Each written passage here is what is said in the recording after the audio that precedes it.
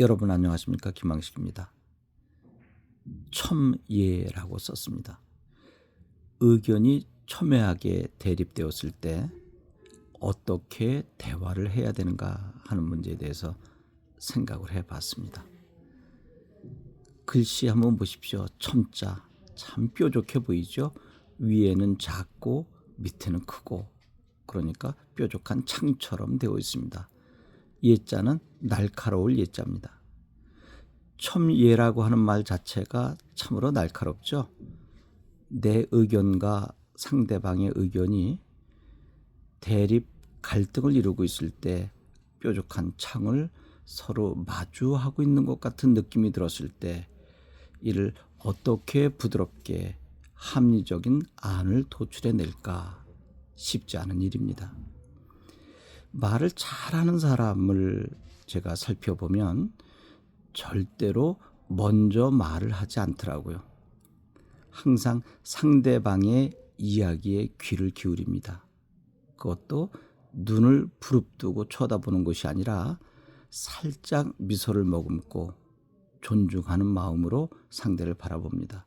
이때 미소를 지을 때 조소 섞인 비소 섞인 미소는 금물입니다. 상대를 존중하는 마음에 우러나오는 밝은 표정이어야 합니다. 그리고 중간중간에 설령 내 의견과 다르더라도 끄덕여주는 리액션이 매우 필요한 것입니다. 그랬을 때 상대는 자신의 의견을 날카롭게 제시하면서도 상대가 편안하게 끄덕이며 들어줬을 때는 마음이 누그러진다고 합니다. 강하게 날카롭게 공격하려 다가도 본인이 슬며시 부드러운 어투로 자신의 비장의 카드를 내려놓게 된다라고 하는 이야기가 있습니다. 그럴 것 같습니다. 내가 상대를 뚫어지게 바라보고 말하는 것을 중간에 끊고 그게 아니고 라고 접근한다면 둘 다 언성이 높아지고 큰 소리가 나지 않을까요? 그런데 내가 날카롭게 이야기를 해도 상대가 미소를 짓고 편안하게 바라보고 끄덕여준다면 어느 순간 나도 부드러워지지 않을까요? 그리고 내 차례가 되었을 때 중요합니다. 제가 서두에서 날카롭게 첨예하게 대립되었을 때 어떻게 하면 됩니까? 라고 하는 것이 화두잖아요. 여기서 중요한 들어가는 말이 하나 있습니다.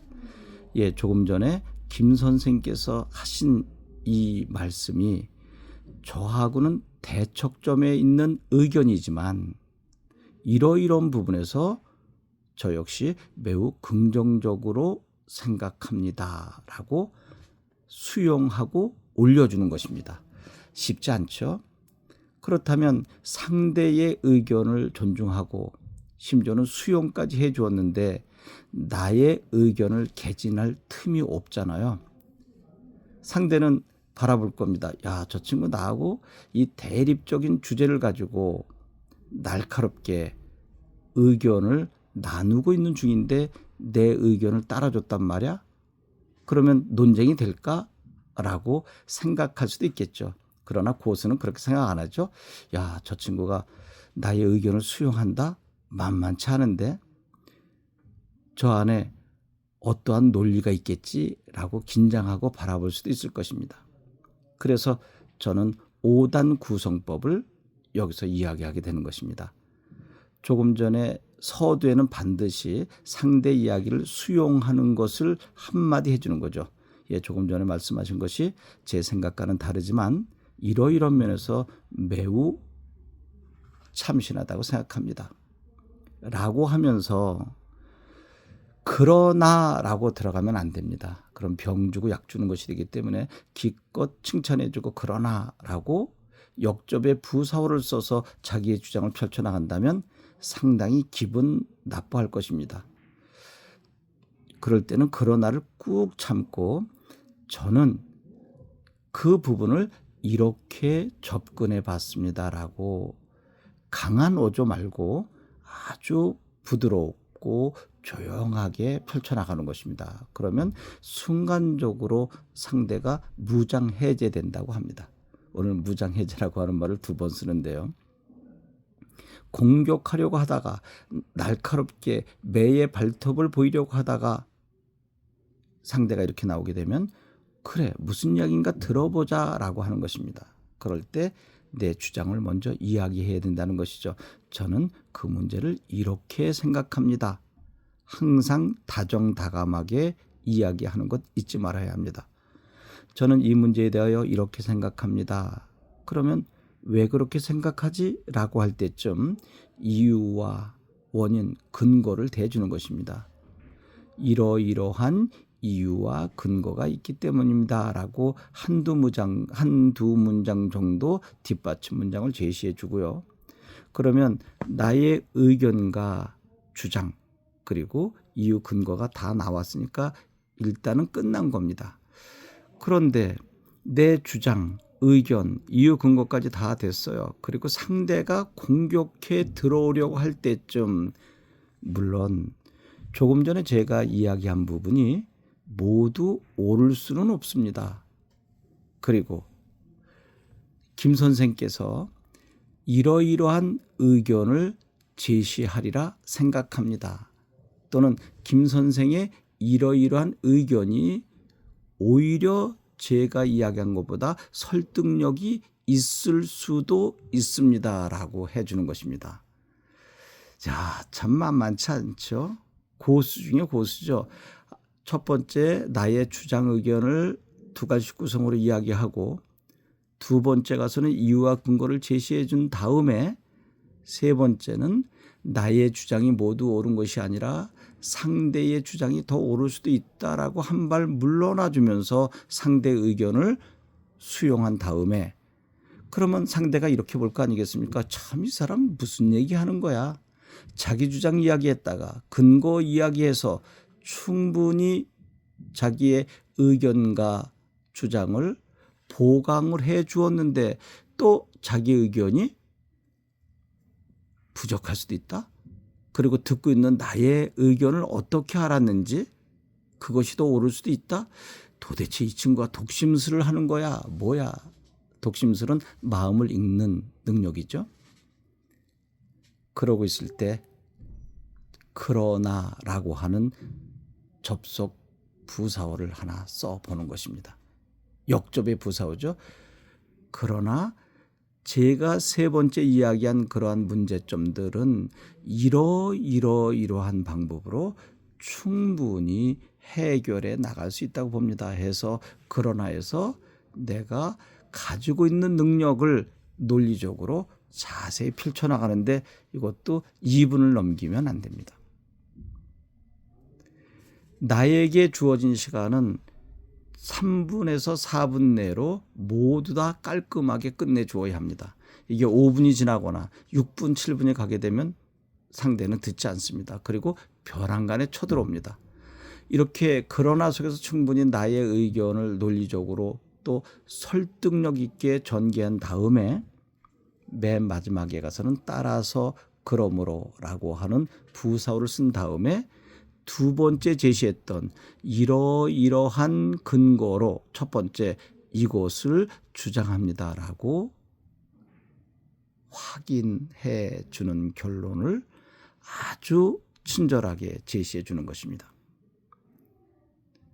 아마 이 정도 이야기하면 상대가 꼼짝 못할 것입니다. 상대는 날카롭게 자기의 주장만을 펼치려고 나의 이야기를 듣지 않고 접근을 했는데 이 사람은 상대 이야기를 충분히 듣고 난 다음에 나의 의견을 개진하는 것이죠. 그런데 만약에 상대가 내가 이야기하는 중간에 끊고 들어온다면 그때는 살짝 액션을 취해줘야 되겠죠. 김 선생님 죄송하지만 김 선생님 말씀하실 때 제가 충분히 들었습니다. 지금은 제가 이야기하는 시간이니까 김 선생님께서도 저에게 예의를 갖춰 주셨으면 고맙겠습니다 라고 한다면 거칠게 덤벼들다가도 멈춥니다. 이게 바로 토론의 기술이라고 이야기를 합니다. 아트 오브 디베이트 이렇게 명칭하는 것이 옳을까요? 여러분 제가 지금 이야기한 부분 여러 번 들으시고 한번 실험적으로 해보세요. 상대가 누그러질 것입니다. 그렇게 날카롭게 공격하고 나를 좀 심한 말 써도 될까요? 짓밟으려 했었던 그런 태도가 온데간데 사라지고 어느 순간 내 편에서 내 이야기를 듣고 끄덕이는 놀라운 기적이 발견될 것입니다. 끝으로 간략하게 정리하고 맞춰보겠습니다.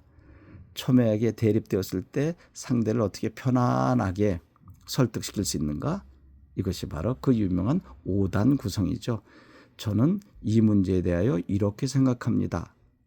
왜냐하면 이러이러한 이유와 근거가 있기 때문입니다. 물론 조금 전에 제가 드린 말씀이 모두 옳을 수는 없고 또한 상대 자신께서 당신께서 생각하고 있는 이러이러한 문제가 더 참신한 아이디어일 수 있습니다.